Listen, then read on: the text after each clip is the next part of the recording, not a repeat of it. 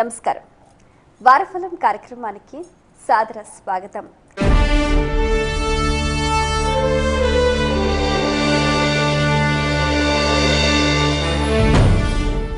మానవుని జీవన మనుగడ గ్రహాల స్థితిగతులపై ఆధారపడి ఉంటుంది. భవిష్యత్తును తెలుసుకోవడానికి జ్యోతిష శాస్త్రం ఎంతగానో ఉపయోగపడుతుంది. ఏ గ్రహాలు ఏ స్థానాలలో ఉన్నాయి, వాటి మార్పుల వల్ల మానవుల జీవితంలో ఎటువంటి మార్పులు చోటు చేసుకుంటాయి, దానికి తగ్గట్టుగా మనం ఏ విధంగా వ్యవహరించాలి, ఎటువంటి దైవారాధన చేయాలి, ఏ పదార్థాలు దానం చేయాలి, ఇలాంటి ఎన్నో ఆసక్తికర అంశాలను సవివరంగా సుశాస్త్రీయంగా తెలియజేయడానికి మనతో పాటు ఉన్నారు ప్రముఖ జ్యోతిష శాస్త్ర నిపుణులు, జ్యోతిష శాస్త్రంలో 4 బంగారు పథకాలు సాధించిన మీ అందరికీ సుపరిచితులైన డాక్టర్ శంకరమంచి రామకృష్ణ శాస్త్రి గారు. వారితో మాట్లాడి మరిన్ని విషయాలు వారి మాటలో తెలుసుకుందాం. ఈనాటి కార్యక్రమాన్ని ప్రారంభిద్దాం. నమస్కారం అండి. నమస్కారం. శంకరమంచి గారు, పెళ్లికి సంబంధించి అబ్బాయి జాతకాన్ని అమ్మాయి జాతకాన్ని కూడా పరిశీలిస్తూ ఉంటారు కదండి. మరి వాళ్ళిద్దరూ అన్యోన్యంగా ఉండాలని అంటే వారి జాతకాలలో ప్రధానంగా ఏ అంశాలను పరిగణలోకి తీసుకుంటారు? మంచి ప్రశ్నమ్మా. ముఖ్యంగా జాతకం బాగుందా లేదా అనేది ప్రథమంగా పరిశీలించాలి. జాతకం బాగుండటం ఏంటి? అందరి జాతకాల్లోనూ గ్రహాలు, చక్రము, లగ్నము అవన్నీ ఉంటాయి కదా. అంటే లగ్నాధిపతి యొక్క బలం ఎంతవరకు సహకరిస్తోందో ముందుగా మనం చూడాలి. తర్వాత సప్తమాధిపతి యొక్క బలం, ఏ లగ్నమైతే ఉంటుందో ఆ లగ్నానికి సప్తమ స్థానం ఏదవుతుందో తెలుసుకొని ఆ సప్తమ స్థానాధిపతి యొక్క బలము ఎంత ఉంది. బలము అంటే ఉచ్చ బలము, అధిమిత్ర బలము, స్వక్షేత్ర బలము, అలాగే సమస్థానంలో ఉన్నటువంటి బలం. ఈ బలాలని పరిగణలోకి తీసుకోవాలి. ఉదాహరణకి మేషలగ్నాన్ని కనుక తీసుకున్నట్లయితే మేషలగ్నానికి లగ్నాధిపతి బలం ఉన్నదా లేదా ఇది తెలుసుకోవాలంటే కుజుడు ఎంత బలంగా ఉన్నారు. ఉచ్చస్థానమైనటువంటి మకరంలో ఉన్నారా కుజుడు, చాలా విశేషం. లేదా మేష వృశ్చికాల్లో ఎక్కడున్నా అక్కడ స్వక్షేత్ర బలం వస్తుంది. లేదా మిత్రస్థానాల్లో ఉండాలి. అంటే మిత్రస్థానం అంటే సూర్యరాశిలో కానీ, అంటే సింహంలో కానీ, లేదా గురురాశులైనటువంటి ధనుస్సు, మీనం ఈ రాశిలో ఉన్నప్పుడు మిత్రబలం వస్తుంది. ఇలా లేని సందర్భంలో ఆ గ్రహము ఎక్కడ ఉండకూడదు? ప్రధానంగా నీచిలో ఉండకూడదు. అంటే నీచస్థానం ఏది కుజుడికి? కర్కాటక రాశి.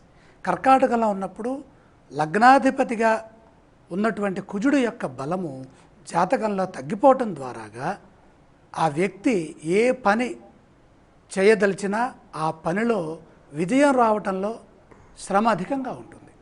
కాబట్టి ముందుగా మనం తెలుసుకోవాల్సింది ఏంటంటే వధూవర జాతకాల్లో జాతకం చూడగానే ప్రధానంగా గమనించాల్సినటువంటి అంశాలు ముఖ్యంగా లగ్నాధిపతి యొక్క బలం ఎంత ఉంది. అంటే తన మీద, తన వ్యక్తిత్వం మీద తనకి ఎంత పట్టు ఉన్నది, ఎంత నమ్మకం ఉన్నది, ఎంత ఆత్మబలం ఉన్నది. ఆత్మబలం కనుక ఉన్నట్టయితే ఆ వ్యక్తి తన కార్యనిర్వహణలో విజయాన్ని సాధిస్తారు. ఇక తర్వాత జీవిత భాగస్వామి యొక్క అంశాలలో తను ఎంతవరకు సఫలీకృతులు అవుతారు అనేది తెలుసుకోవాలంటే లగ్నాత్తు సప్తమ స్థానం. ఇప్పుడు ఉదాహరణకి మేషలగ్నానికి సప్తమాధిపతి శుక్రాచార్యుల వారు. ఈ శుక్రాచార్యుల వారు జాతకంలో బలంగా ఉన్నారా లేదా? బలము అంటే అర్థం ఏమిటి? ఇక్కడ మళ్ళీ ఆ గ్రహ ఉచ్చస్థానము అంటే మీనము, స్వక్షేత్రములైనటువంటి వృషభ, తులలు, మిత్రక్షేత్రాలైనటువంటి శని, బుధ క్షేత్రాలు. ఇందులో బుధక్షేత్రం మళ్ళీ కన్య కనుక అయితే అది నీచ అవుతుంది. కనుక నీచులో లేకుండా మిథునంలో కానీ, కుంభంలో కానీ, లేదా మకరంలో కానీ ఉన్నట్టయితే, మీనంలో కానీ ఉన్నట్టయితే, స్వక్షేత్రములైనటువంటి వృషభ, తులల్లో ఉంటే బలం ఏర్పడుతుంది. బలాధిక్యత ఉచ్చులో ఉన్నప్పుడు అధికంగా ఉంటుంది. సప్తమాధిపతి బలం కనుక ఉంటే వివాహం తర్వాత జీవితం అద్భుతంగా ఉంటుంది. లగ్నాధిపతి బలం కనుక ఉంటే వివాహం ముందు జీవితం బలంగా ఉంటుంది, వివాహం తర్వాత బాగుంటుంది. ఇప్పుడు లగ్నాధిపతి, సప్తమాధిపతి వీరిద్దరూ అనుకూలంగా ఉన్నారంటే వారి జీవితం అత్యద్భుతంగా ఉంటుంది. ఈ విషయాన్ని ముందుగా మనం జాతక చక్రంలో పరిశీలన చేసిన తర్వాత అప్పుడు చంద్రబలం చూస్తాం. చంద్రబలం దేని మీద ఆధారపడి ఉంటుంది? జన్మ నక్షత్రాలపైన ఆధారపడి ఉంటుంది. మన జన్మ రాశి ఎక్కడైతే ఉందో అక్కడ చంద్రుడు ఉంటాడు. ఆ చంద్రుడు ఉన్నటువంటి స్థానాన్ని ఆధారంగా చేసుకొని ఈ ఇరువురు జాతకాలకు సంబంధించినటువంటి జన్మ నక్షత్రాలు ఏమున్నాయి, ఆ జన్మ నక్షత్రాల నుంచి వచ్చేటటువంటి రాస్యాధిపతి బలము, అలాగే గణములు, అలాగే నాడీ బలము, అలాగే గ్రహమైత్రి, వీటిని చూడాలి.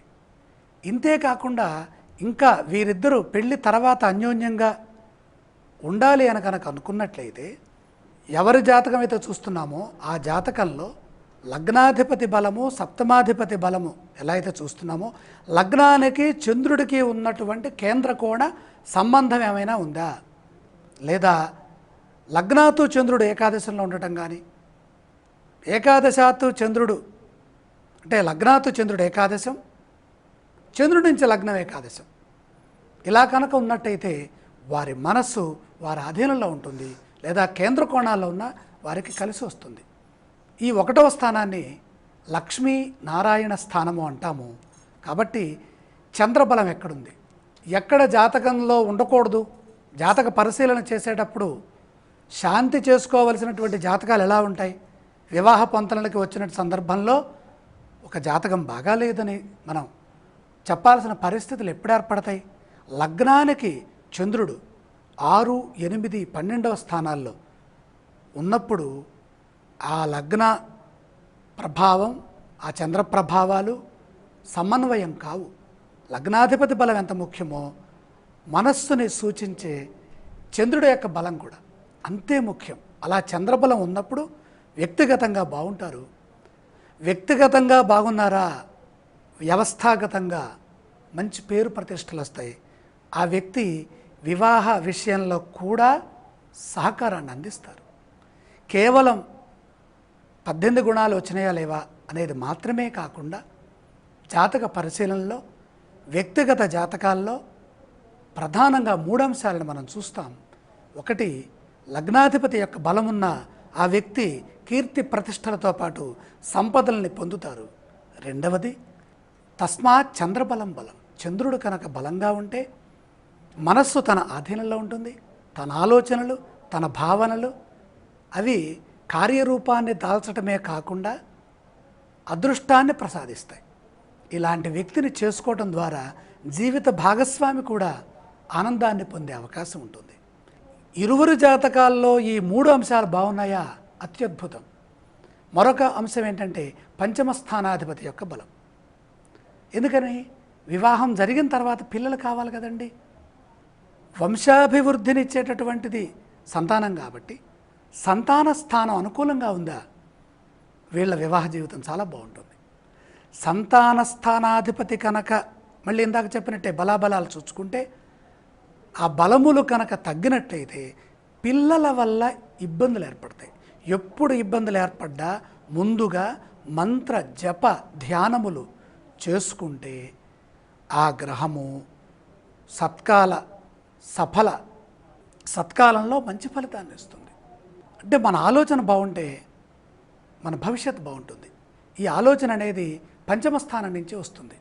పంచమం సంతానానికి సంకేతం. ఉజ్వలమైన భవిష్యత్తుకి పంచమ స్థానం. పంచమంతనయోర్మంత్రి, అది మంత్రస్థానం, ఆలోచనా స్థానం, ఉపాసనా స్థానం. కాబట్టి పంచమం కూడా బాగుండాలి, సప్తమం బాగుండాలి, పంచమం బాగుండాలి.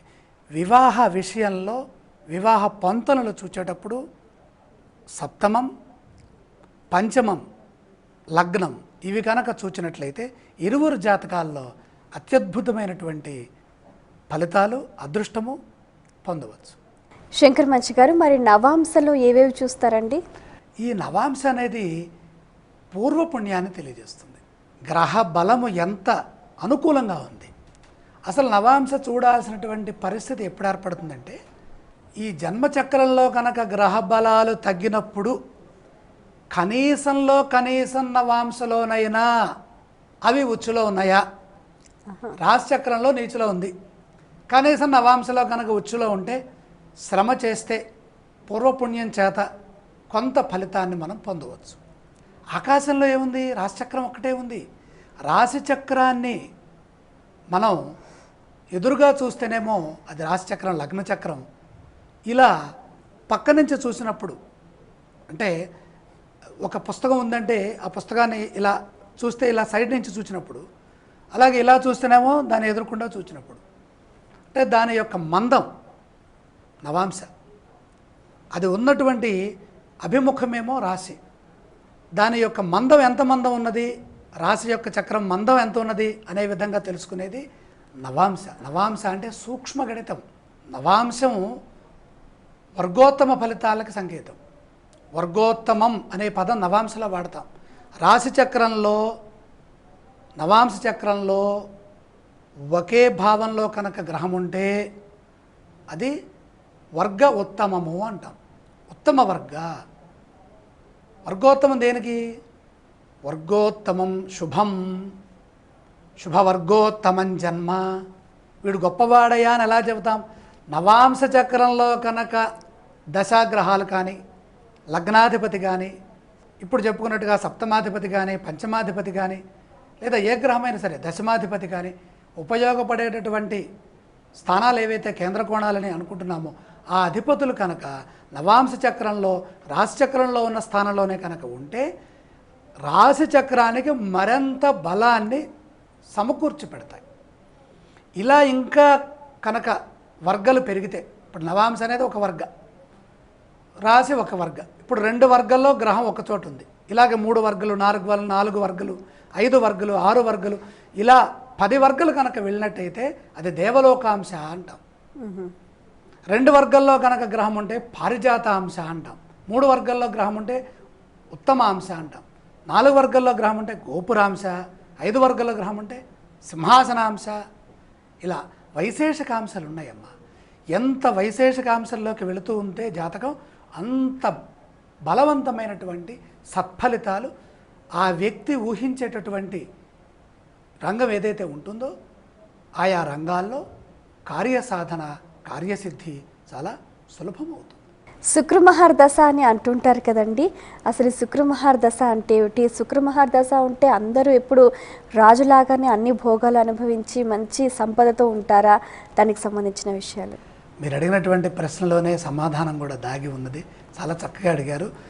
ప్రధానంగా శుక్రమహాదశ అంటారు. శుక్రమహాదశ వస్తే గొప్పగా వెలిగిపోతారండి అంటుంటారు. శాస్త్రంలో కూడా ఆ మాట కనపడుతుంది.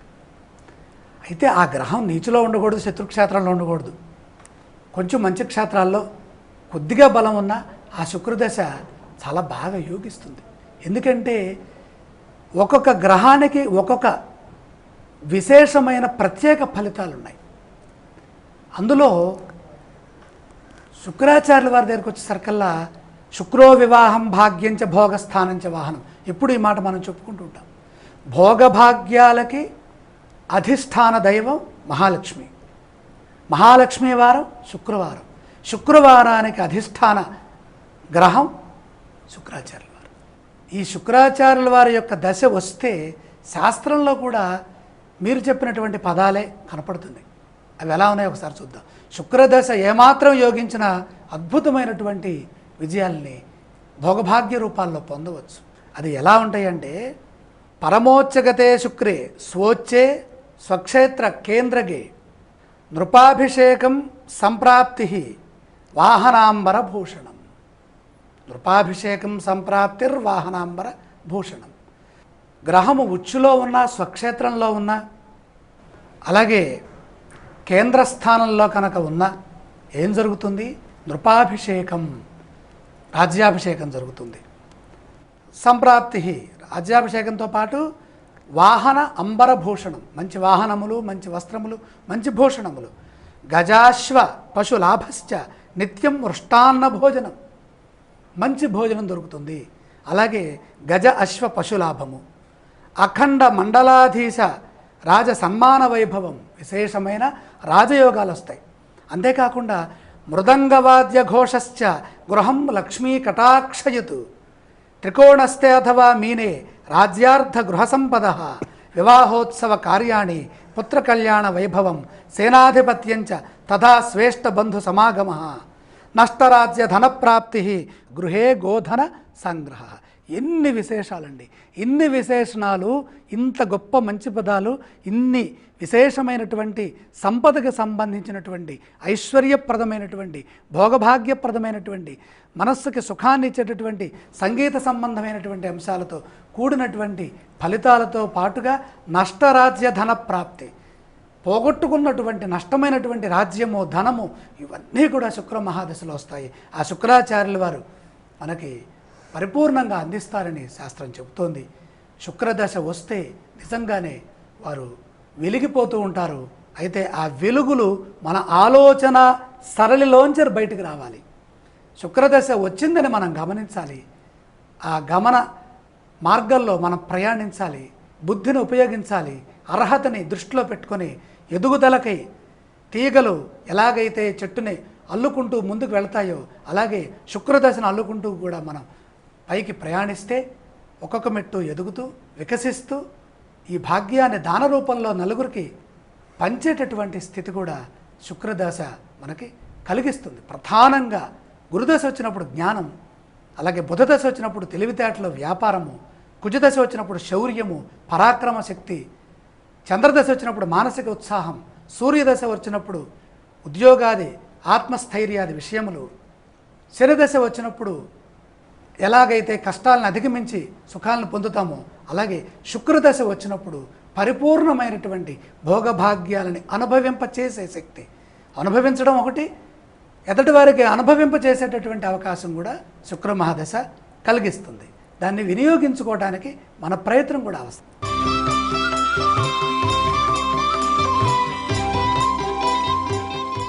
మేషరాశి వారికి ఈ వారంలో విజయావకాశాలు ఏ మేరకు అనుకూలిస్తున్నాయండి? మేషరాశి వారికి 4 గ్రహాల సహకారం అందుతోందమ్మా. దశమంలో రవికేతువులు, అలాగే లాభంలో చంద్రుడు, సప్తమంలో గురువు. పరిపూర్ణమైన ధనలాభం ఉన్నది. సమయోచిత నిర్ణయాలు తీసుకోండి. మనస్సౌఖ్యం పూర్తిగా లభిస్తుంది. కీర్తి ప్రతిష్టలని సంపాదిస్తారు. భవిష్యత్తుకి సంబంధించినటువంటి కొన్ని నిర్ణయాలు తీసుకునే అవకాశం ఉంది. ఉద్యోగ ఫలితాలు శుభప్రదంగా ఉన్నాయి. మనస్సు చెప్పినట్టుగా పనిచేయండి. శుభవార్త వింటారు. సమిష్టిగా చేసే ప్రయత్నాలు తప్పక విజయాన్ని ఇస్తాయి. ఆవేశపూరిత వాతావరణానికి దూరంగా ఉండే ప్రయత్నం చేయాలి. చెడు చేసేటటువంటి వ్యక్తులు కూడా ఉన్నారు. నిరుత్సాహం ఏమాత్రం వచ్చినా సమస్యలు పెరుగుతాయి. వారం మధ్యలో కార్యసిద్ధి సూచితమవుతోంది. ఆరోగ్యం కోసమే ప్రయత్నం చేయండి. అద్భుతమైనటువంటి ఆరోగ్య సిద్ధి ఉన్నది. మేషరాశి వారు పఠించవలసిన స్తోత్రాలు ఏవండి? శ్రీ ఆంజనేయ స్వామి వారిని ధ్యానించడం విశేషమైనటువంటి ఫలితాన్ని అందిస్తుంది. ఆలయ సందర్శన క్రమంలో ఏ దేవీ దేవతలను దర్శిస్తే మంచిదంటారు? ఇక్కడ పరిపూర్ణమైన ధనయోగం ఉన్నది అని చెప్పుకుంటున్నాం కాబట్టి మహాలక్ష్మి సందర్శనం చాలా వరకు ఉపకరిస్తుంది. ఈ రాశి వారు చేయవలసిన దానాలు ఏవండి? ఇక్కడ ప్రధానంగా అష్టమ కుజ దోషం కనపడుతోంది. వీలుంటే కందులు దానం చేయండి, లేకపోతే కుజ స్తోత్రాన్ని మనసులో స్మరించండి.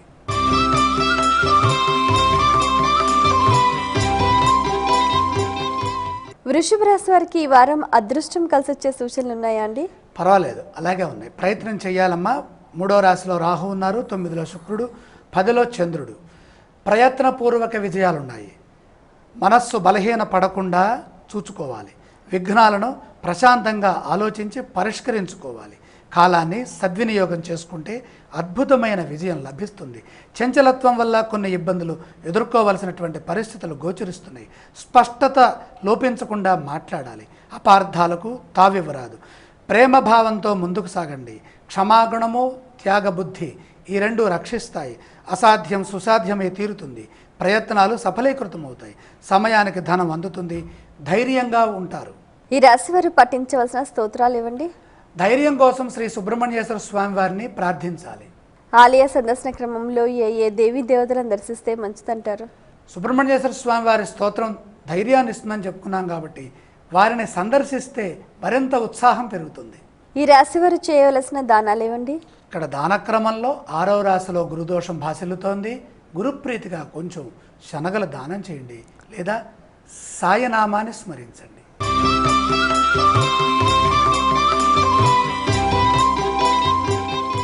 మిథున రాశి వారికి ఈ వారంలో అనుకున్న పనులని సకాలంలో పూర్తయ్యే సూచనలు ఉన్నాయండి? ఇక్కడ అటువంటి పరిస్థితి గోచరిస్తోందమ్మా. 3 గ్రహాలు ఉన్నాయి. త్రికరణ శుద్ధిగా ప్రయత్నం చేస్తే కానిదంటూ ఏది లేదు. అయితే 6వ రాశిలో కుజుడు, పంచమంలో గురువు, అష్టమంలో శుక్రుడు. ఈ పంచమ బృహస్పతి యోగం పరిపూర్ణమైనటువంటి తెలివితేటల్ని ఇస్తుంది. ఆనందప్రదంగా కాలం ముందుకు సాగుతుంది. చిక్కుముడులు తొలుగుతాయి. బంధుమిత్రులతో కలిసి పనిచేస్తారు. ఆదరించేవారు పెరుగుతారు. ఆశయ సిద్ధి ఉన్నది. సౌభాగ్యము కలుగుతుంది.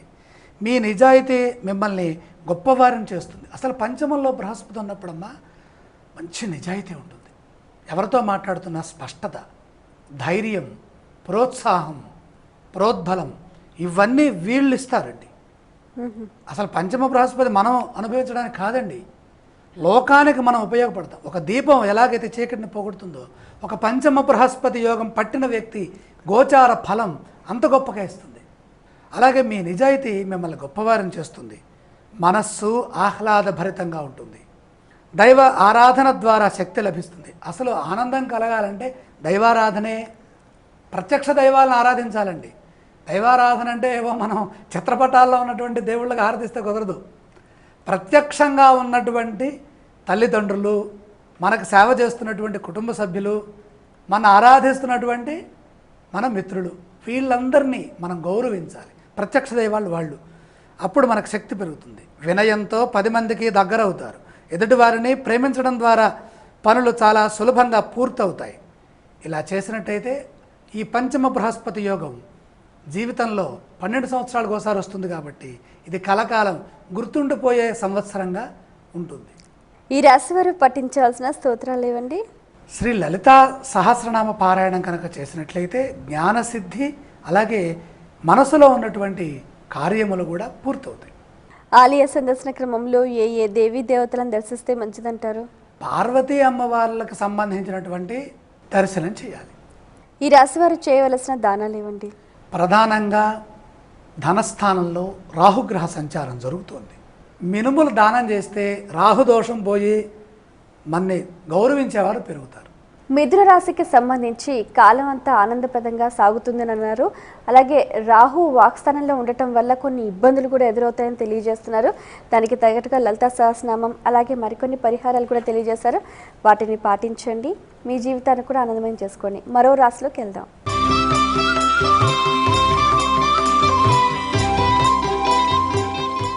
శంకర్ మంచి గారు, కర్కాటక రాశి వారికి ఈ వారంలో కార్యసిద్ధి అనుకూలిస్తోందా అండి?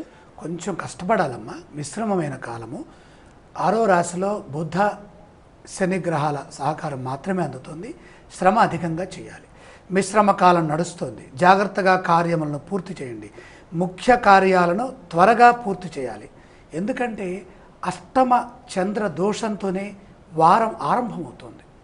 అసలు వారారంభ చక్రంలోనే అష్టమ చంద్రుడు కనుక ఉన్నాడంటే మన ఆలోచనలు ఎంత అనుకూలంగా పెట్టుకుందామన్నా పరిస్థితుల ప్రభావం దాని మీద పడి ఒకటి చేయబోయి ఇంకోటి చేయటము, ఒకటి చెప్పబోయి ఇంకోటి చెప్పడము ఇలా మొదలవుతుంటుంది.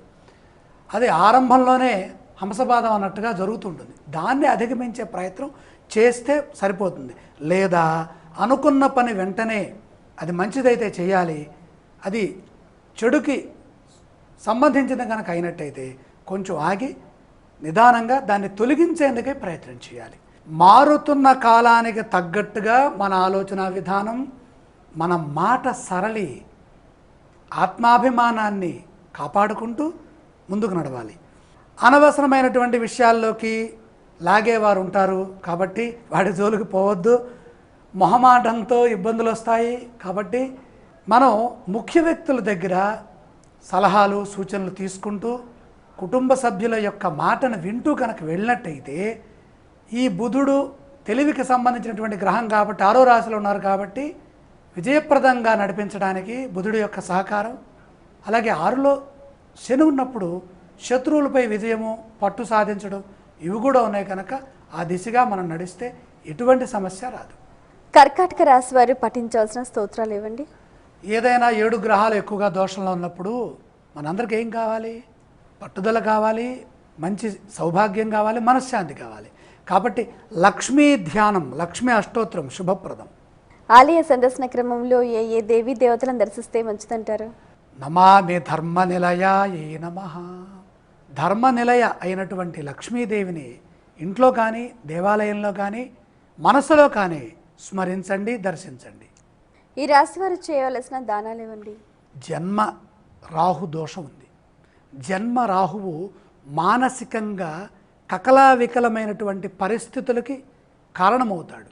కాబట్టి రాహుదోష నివారణార్థమై మినుములు అవకాశం ఉంటే దానం చేయండి, లేదా దుర్గాదేవిని మనసులో స్మరించండి. కర్కాటక రాశి వారికి సంబంధించి మిత్రుల సహకారం బాగా ఉంటుందని, అలాగే కొన్ని ఆర్థిక ఇబ్బందులు ఉంటాయని కూడా తెలియజేశారు. మరి ఇప్పుడు మరొక రాశి సింహరాశి గురించి తెలుసుకుందాం.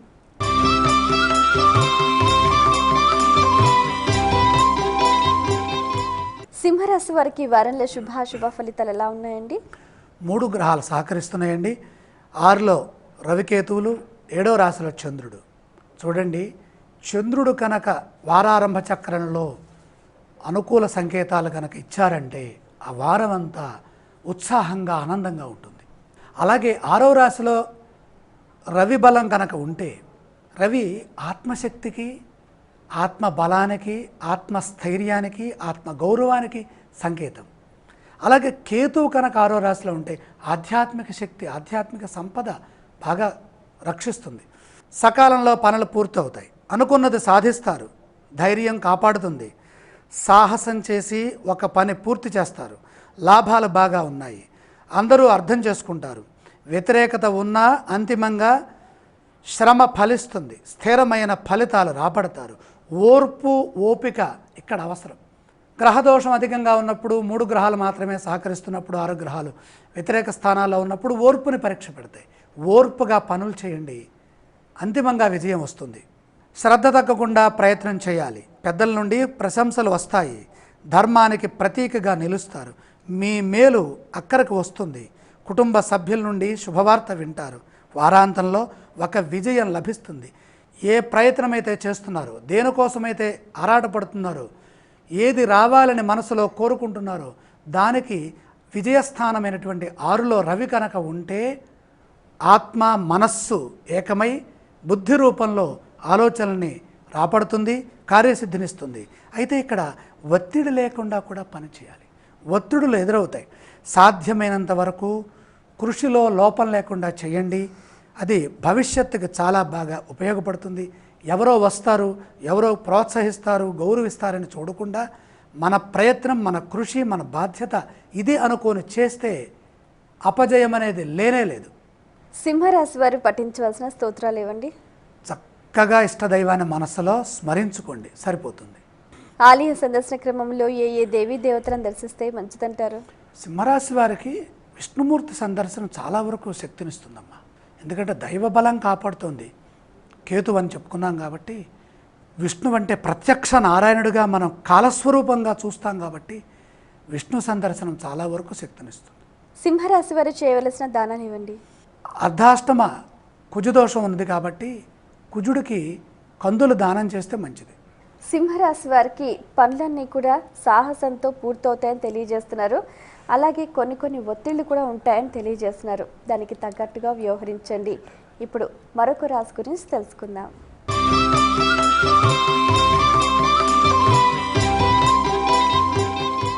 కన్యా రాశి వారికి ఈ వారంలో ఎన్ని గ్రహాలు అనుకూలిస్తున్నాయండి? 6 గ్రహాల సహకారం అందుతోంది. అత్యద్భుతమైన 6 గ్రహాల సహకారం అందుతోందమ్మా. బ్రహ్మాండమైన ఫలితాలు ఉన్నాయి. 6లో చంద్రుడు, 3వ రాశిలో కుజుడు, 4వ రాశిలో బుధుడు, 2లో గురువు, పంచమ భావంలో శుక్రుడు, లాభంలో రాహువు. ఎన్ని గ్రహాలు చూడండి, ఒకచోట కుప్పపోసినట్టుగా ఉన్నాయి. అయితే మన ప్రయత్నం ఉండాలా వద్దా? స్వల్ప ప్రయత్నంలో మహత్ఫలం. అసలు ప్రయత్నమే లేకుండా ఉంటే ఫలితాలు రావు. కాలం వినియోగంలోకి వచ్చినప్పుడే ఫలితాలు. కాలము ఎప్పుడు వినియోగంలోకి వస్తుంది? ఆలోచన రూపంలో కానీ, శ్రమ రూపంలో కానీ, శారీరకంగా పనుల రూపంలో, క్రియారూపంలో కానీ పనిచేసినప్పుడు మాత్రమే ఆ ఫలితాలు అందుతాయి. బ్రహ్మాండమైన శుభకాలం నడుస్తోంది. సంతృప్తినిచ్చేటటువంటి అద్భుతమైన ఫలితాలు గోచరిస్తున్నాయి. ఎటు చూచినా విజయభేరి మొరుగుతుంది. ఆశించిన లాభాలున్నాయి. ప్రశాంత వాతావరణం నెలకొంటుంది. త్వరగా గుర్తింపు లభిస్తుంది. శీఘ్ర కార్యసిద్ధి ఉంటుంది. ఓర్పుతో మంచి పేరు తెచ్చుకుంటారు. అభిమానించే వారికి ప్రత్యుపకారం చేస్తారు. అలుపెరగని విధంగా కార్యాచరణ నిర్మించుకోవాలి. ముఖ్య వ్యక్తుల నుండి సంతోషకరమైన వార్తలు వినపడతాయి. భూలాభాలున్నాయి. తత్సమానమైన ఆర్థిక యోగము సిద్ధిస్తుంది. ఆనందకరంగా కాలాన్ని అనుభవిస్తారు. ఎన్ని రకాలైనటువంటి శుభాలని మనం అనేక పదాలలో పెట్టుకొని అనుకుంటామో అవన్నీ ఒక్కచోట ఉన్నట్టుగా గోచరిస్తుంది. కన్యారాశి వారికి మహత్తరమైన యోగం పట్టింది. అర్ధాష్టమ శని ఉంది, ఉండనివ్వండి. అర్ధాష్టమ శని వల్ల ఒక గ్రహ బలం తగ్గుతుంది. ఇంకా మనకు ఉన్నాయి కదా చాలా. 9 గ్రహాల్లో 6 గ్రహాలు ఉన్నాయి. చూడండి, ఎటు చూసినా మనం ఒక గ్రహం వదిలిపెట్టినా ఇంకో గ్రహం పట్టుకుంటుంది. కాబట్టి ప్రయత్నం బాగా చెయ్యాలి. ప్రయత్నము అంటే మనస్సు, మాట, పని, ఈ 3 సకాలంలో ఉండాలి. ఈ విధంగా కనుక కృషి చేస్తే అద్భుతాలు సృష్టించవచ్చు. కన్యారాశి వారు పఠించవలసిన స్తోత్రాలు ఇవ్వండి. ఇక్కడ ప్రధానంగా ఇష్టదేవత స్మరణ సరిపోతుంది. ఆలయ సందర్శన క్రమంలో ఏ దేవి దేవతలను దర్శిస్తే మంచిదంటారు? ఇప్పుడే చెప్పుకున్నాం కదండి, అర్ధాష్టమ శనిని. శ్రీ వెంకటేశ్వర స్వామి వారిని మనసారా స్మరిస్తే, దర్శిస్తే ఇంకా చూడండి అద్భుతమైనటువంటి ఫలాలు. కన్యారాశి వారు చేయవలసిన దానాలు ఇవ్వండి. పంచమస్థ సూర్యదోషం గోచరిస్తోంది. పట్టింది బంగారం కావాలి అంటే, పట్టు వదలకుండా పని చేయాలంటే సూర్యప్రీతిగా కొంచెం గుప్పెడు గోధుమలు దానంగా సమర్పించండి.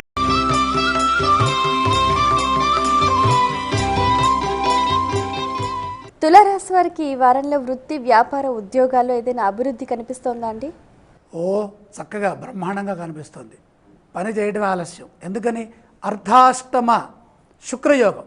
ఈ శుక్రుడు ఒక్కడేనండి 4లో ఉన్నా 8లో ఉన్నా రక్షించేటటువంటి గ్రహం. ఆయన ఒక్కడు రక్షించాడా ఐశ్వర్యం. మన మనస్సు ఆనందంగా ఉంటుంది. మనస్సు ఆనందంగా ఉందా ప్రకృతి అంతా ఆనందంగా ఉంటుంది. ముఖ్య కార్యాల్లో శ్రద్ధ పెంచండి. పునరాలోచన ద్వారా ఆర్థిక లాభాలు ఉన్నాయి. సందేహాస్పద నిర్ణయాలతో తొందరపడరాదు. పట్టుదల మిమ్మల్ని కార్యోన్ముఖుల్ని చేస్తుంది. లక్ష్య సాధనలో శ్రమ ఉన్న ఫలితం చక్కగా ఉంది. అపార్థాలకు తావివ్వకుండా ముందుకు సాగండి. అనురాగపూర్వకంగా పలకరించండి. శత్రుశేషం వెంటాడుతోంది. అవమానించేవారున్నారు. మనసు కలత చెందకుండా, గాయపడకుండా చూచుకోవాలి, జాగ్రత్త పడాలి. ఆవేశపూరిత వాతావరణంతో సమాధానాలు ఇవ్వద్దు.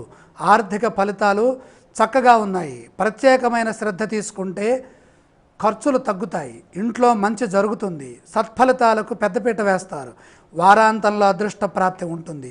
తగు విధంగా నడుచుకుంటే, ప్రయత్నిస్తే శుభమే శుభం. అర్ధాష్టమ శుక్రయోగము విశేషమైన శుభానికి సంకేతం. అర్ధాష్టమ బృహస్పతి, అర్ధాష్టమ శని, అర్ధాష్టమ కుజుడు ఎన్ని రకాలుగా ఇబ్బంది కలిగిస్తారో వీరు అంత మంచి ఫలితాన్ని ఇస్తారు. అర్ధాష్టమ శుక్రయోగం అత్యద్భుతమైన ఫలితాలకి సంకేతం. తులారాశి వారు పఠించవలసిన స్తోత్రాలు ఇవ్వండి.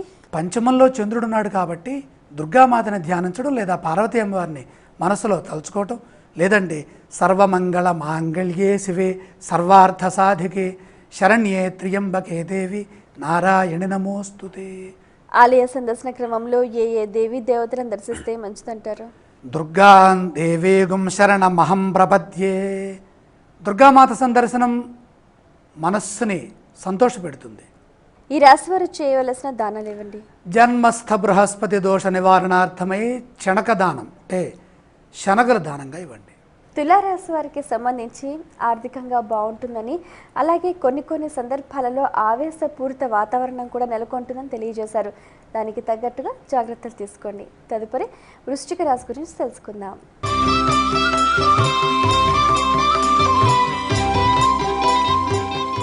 వృశ్చిక రాశి వారికి ఈ వారంలో ఆశించిన విజయాలు దక్కే సూచనలు ఉన్నాయండి? చక్కగా ఉన్నాయమ్మా. అధిక లాభాలు కూడా గోచరిస్తున్నాయి. ఎందుకంటే ఇక్కడ బుధుడు ధనస్థానంలో ఉన్నప్పుడు ధనరాశిగతుడైన బుధుడు బుద్ధి బలంతో పాటు సంపదని ఇస్తాడు. అలాగే 3వ రాశిలో 3 గ్రహాలు ఉన్నాయి. త్రికరణ శుద్ధికి సంకేతం 3వ రాశి, విక్రమస్థానానికి సంకేతం 3వ రాశి, అక్రమాలు జరగకుండా ఆపే రాశి, సక్రమమైన రాశి 3వ రాశి. దాంట్లో రవి శుక్రకేతులు ఉన్నారు. అంతా మంచే జరుగుతుంది. ఆర్థిక లాభాలు చక్కగా ఉన్నాయి. గతం కంటే అనుకూలమైనటువంటి శుభాలున్నాయి. విఘ్నాలను సమర్థవంతంగా అధిగమిస్తారు. క్షమాగుణంతో ముందుకు సాగండి. చిన్న పొరపాట్లని పెద్ద భూతద్దాల్లో చూడొద్దు. ఉత్సాహం లభిస్తుంది. మనోబలం ఉన్నది. మనోబలం మీకు పూర్తి శక్తినిస్తుంది.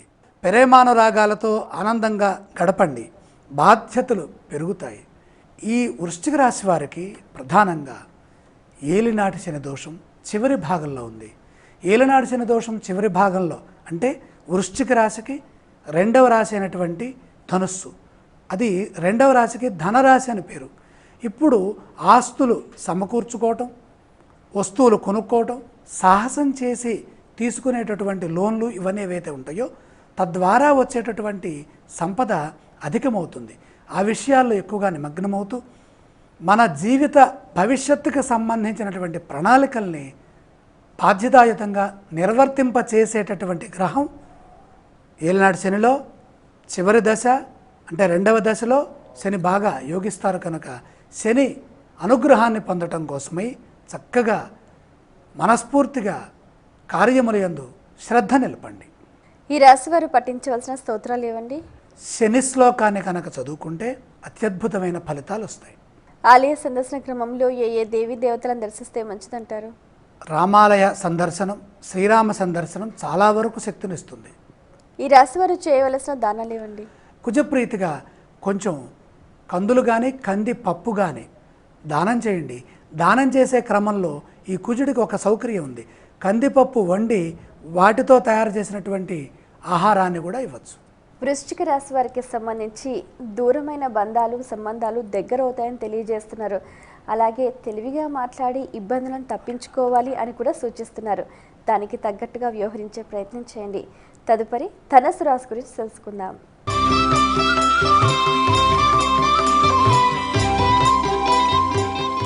శంకర్ మంచు గారు, ధనుస్సు రాశి వారి ధనాదాయ లాభ స్థితిగతులు ఎలా ఉన్నాయండి?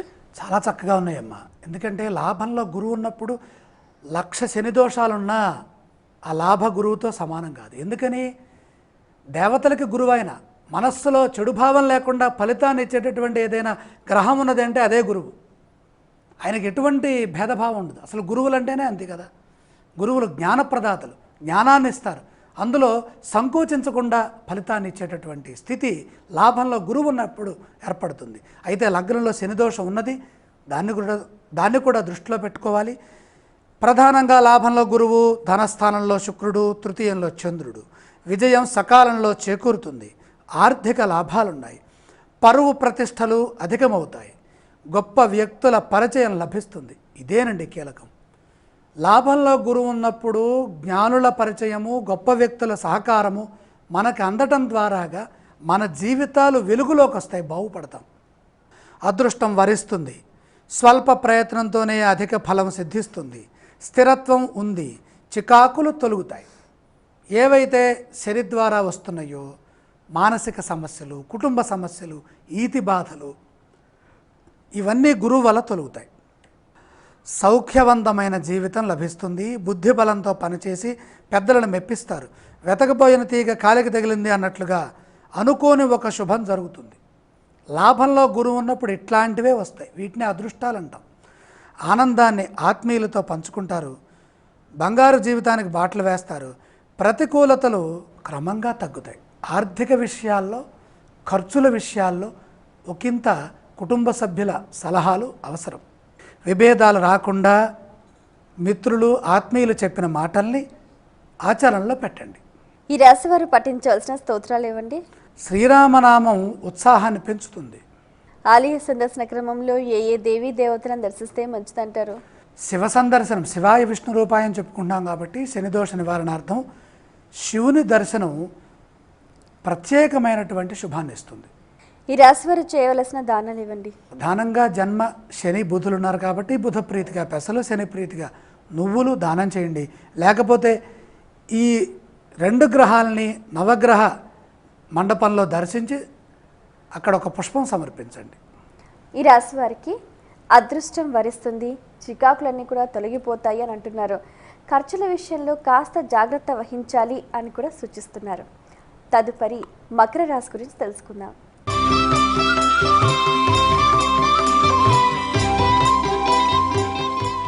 మకర రాశి వారికి ఈ వారంలో ఆపదలు, అవరోధాలను అధిగమించే శక్తి లభిస్తుందా అండి? వాళ్ళకి లభిస్తుంది.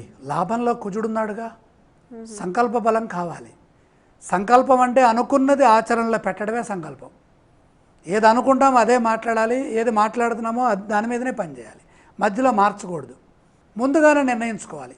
ఈ వారంలో మనం ఏం పనులు చేయాలి, ఏ విధంగా పనులు చేస్తే ఫలితాలు బాగుంటాయి, లోపాలు ఎక్కడొస్తున్నాయి, లోపాలను సవరించుకోవడం ఏంటి, అభివృద్ధి సాధిస్తుంటే మరింత అభివృద్ధి ఎలా వస్తుంది, లాభంలో కనుక గ్రహం ఉంటే ఇవన్నీ సమకూరుతాయి. లాభంలో కుజుడు, జన్మశుక్రుడు సంపదకి ఐశ్వర్యానికి చిహ్నం. ఇక సత్సంకల్పంతో ఆలోచించండి, ఆదరించేవారు ఉన్నారు.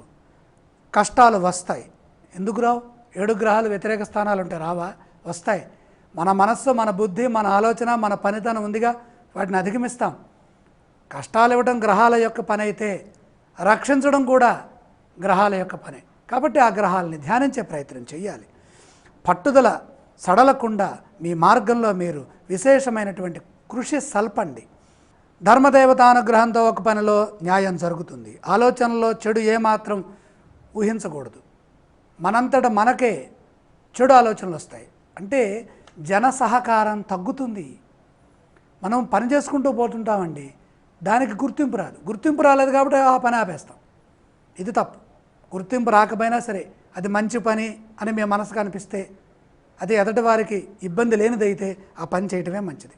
భయపడి వీటన్నిటినీ వదిలిపెట్టద్దు. ఉత్సాహంతో ముందుకు సాగండి. ద్వేషించిన వారే కీర్తిస్తారు. అధికారుల ప్రశంసలు లభిస్తాయి. అవసరానికి ధనం అందుతుంది. అలాగే అండదండలు కూడా ఉన్నాయి. ధనం అందటంలో కొంచెం జాప్యం జరిగినా పట్టుదలతో ప్రయత్నిస్తే ముందడుగు వేస్తారు. ముందస్తు ప్రణాళికలు సిద్ధం చేయండి. సాధ్యం కానిదంటూ ఏదీ లేదు. చిత్తశుద్ధే మీ విజయానికి మూలమని మర్చిపోవద్దు. మకర రాశి వారు పఠించవలసిన స్తోత్రాలు ఇవ్వండి. ఇక్కడ ప్రధానంగా రాహుకేతులు ఇద్దరు ఇబ్బంది పెడుతున్నారు కాబట్టి ఆ రాహుకేతుల్ని ధ్యానిస్తే వాళ్ళు చేసే మంచి ఇంత అంత కాదు. ఆలయ సందర్శన క్రమంలో ఏ దేవీ దేవతలను దర్శిస్తే మంచిదంటారు? కాళహస్తి వెళితే ఉత్తమం. కాళహస్తి వెళ్ళాననుకోని రాహుకేతుల్ని దేవాలయంలో ఉన్నటువంటి ఆ నవగ్రహ మండపంలో ఉన్నటువంటి రాహుకేతుల్ని దర్శిస్తే ఆ కాళహస్తీశ్వరుడు యొక్క రాహుకేతు ఫలం లభిస్తుంది. ఈ రాశి వారు చేయవలసిన దానాలు ఇవ్వండి. నాగదోషం అధికంగా భాసిల్లుతోంది కాబట్టి రాహుప్రీతిగా మినుములు, కేతుప్రీతిగా ఉలవలు తక్షణమే అవకాశం ఉంటే దానం చేయండి. మకర రాశి వారికి సంబంధించి అధికారుల ప్రశంసలు, అండదండలు లభిస్తాయని తెలియజేస్తున్నారు. అలాగే వాళ్ళ ఆలోచనలు సక్రమంగా ఉంటే ఆపదలను కూడా చాలా సులువుగా ఎదుర్కోవచ్చు అని కూడా సూచిస్తున్నారు. తదుపరి కుంభరాశి గురించి తెలుసుకుందాం.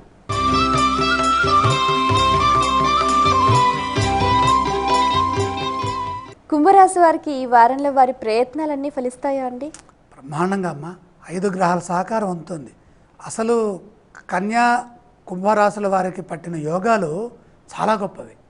ఇక్కడ జన్మచంద్రుడు, లాభంలో బుధుడు, శని, 9లో గురువు, 6లో రాహువు. అదృష్టకాలం కొనసాగుతోంది. కాలాన్ని సద్వినియోగం చేయండి, అద్భుతాలు సృష్టిస్తారు. మంచి ఆలోచన విధానంతో విశేషమైనటువంటి ఖ్యాతి గడిస్తారు. ధనలాభం ఉన్నది. ఖర్చులు పెరిగినా పెద్ద ఇబ్బంది ఏమీ లేదు. అవి అనుకూలమైనటువంటి ఫలితాన్ని ఇస్తాయి. మేలు చేసేవారు ఉన్నారు, మీరు కూడా వారికి ప్రత్యుపకారం చేసే విధంగా మేలు చేయండి. ఆదర్శవంతులుగా నిలుస్తారు. సహాయం చేసే గుణంతో ముందుకు సాగండి. దైవ బలం పరిపూర్ణంగా లభిస్తుంది. ఇష్టకార్య సిద్ధి త్వరగా ఉన్నది. అలాగే అనేక మార్గాల్లో లాభాలు సమకూరుతాయి.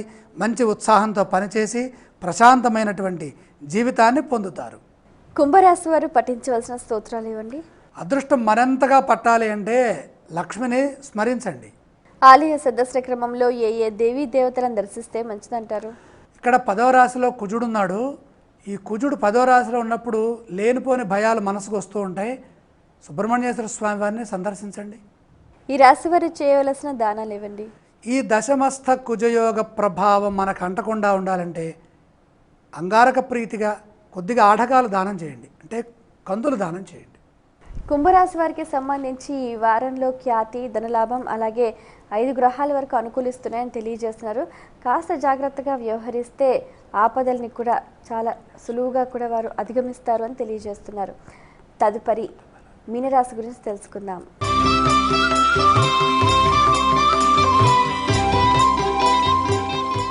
మీనరాశి వారికి ఈ వారంలో ఎన్ని గ్రహాలు అనుకూలిస్తున్నాయండి? 3 గ్రహాలు అనుకూలిస్తున్నాయి. లాభంలో రవి, శుక్ర, కేతువులు ముగ్గురు విశేషమైనటువంటి శుభాన్ని ఇస్తున్నారు. సకాలంలో పనులు పూర్తి చేస్తారు. ఉత్సాహభరితంగా కాలం గడుస్తుంది. అనేక శుభయోగాలు ఉన్నాయి. శ్రద్ధగా ఆలోచిస్తే విజయం పక్కనే ఉంటుంది. ఆలోచన సక్రమంగా ఉండాలి, వేగవంతంగా ఉండద్దు, ప్రశాంతంగా ఉండాలి. ముందుగానే మేల్కొనండి. పని మధ్యలో విఘ్నాలు రాకుండా చూసుకోవాలి. ప్రతిఫలాపేక్ష లేకుండా పని చేయండి, రెట్టింపు ఫలితం అందుతుంది. రక్షించేవారు ఉన్నారు, కష్టాలు దూరం అవుతాయి, ఆశయం సిద్ధిస్తుంది, మనసులోని కోరిక తీరుతుంది. సద్భావనతో మాట్లాడండి. అలాగే పెడార్థాలు తీసేటటువంటి వారు ఉన్నారు కాబట్టి కొంత మితభాషణం కూడా పనిచేస్తుంది. ఆనందించే వార్త వింటారు. అంతా మన మంచికే అన్న ధోరణితో ముందుకు సాగండి. అంతిమంగా లక్ష్యం పూర్తి చేస్తారు. వారాంతంలో శుభవార్త వింటారు. మీనరాశి వారు పఠించవలసిన స్తోత్రాలు ఏవండి? శివస్తోత్రం చదువుకోవటం ద్వారా ఉత్తమమైన ఫలితాలు వస్తాయి. ఆలయ సందర్శన క్రమంలో ఏ ఏ దేవీ దేవతలను దర్శిస్తే మంచిదంటారు? శివపార్వతుల సందర్శనం విశేషమైనటువంటి ఆనందాన్ని ఇస్తుంది. ఈ రాశి వారు చేయవలసిన దానాలు ఏవండి? ఉత్సాహభరితమైనటువంటి ఫలితాలు రావాలంటే నవధాన్యం తీసుకొని సాయిబాబా వారి అగ్నిధునిలో సమర్పించండి. అంతా మంచి జరుగుతుంది అన్న భావనతో ముందుకెళ్తే అంతిమ లక్ష్యం మీకే సొంతమవుతుంది అని తెలియజేస్తున్నారు. అలాగే కొన్ని సందర్భాలలో మిత భాషను కూడా సూచిస్తున్నారు. చాలా సంతోషం అండి. మీ అమూల్యమైన సమయాన్ని కేటాయించి జ్యోతిష శాస్త్రంలో ఎన్నో అంశాల గురించి అలాగే ద్వాదశ రాశుల ఫలితాలను సవివరంగా సుశాస్త్రీయంగా మా అందరికీ తెలియజేసినందుకు ధన్యవాదాలు. వీక్షించారు కదండి, ఇది ఈనాటి వారఫలం కార్యక్రమం. రాబోయే వారం రోజుల భవిష్యత్తును మీ అందరికీ తెలియజేశారు కదా. అలాగే ద్వాదశ రాశుల ఫలితాలు, పరిహార మార్గాలు దానికి తగ్గట్టుగా ఆచరించే ప్రయత్నం చేయండి. ఆనందం మీ సొంతం. మరో కార్యక్రమంలో మళ్ళీ కలుసుకుందాం. అంతవరకు సెలవు. నమస్కారం.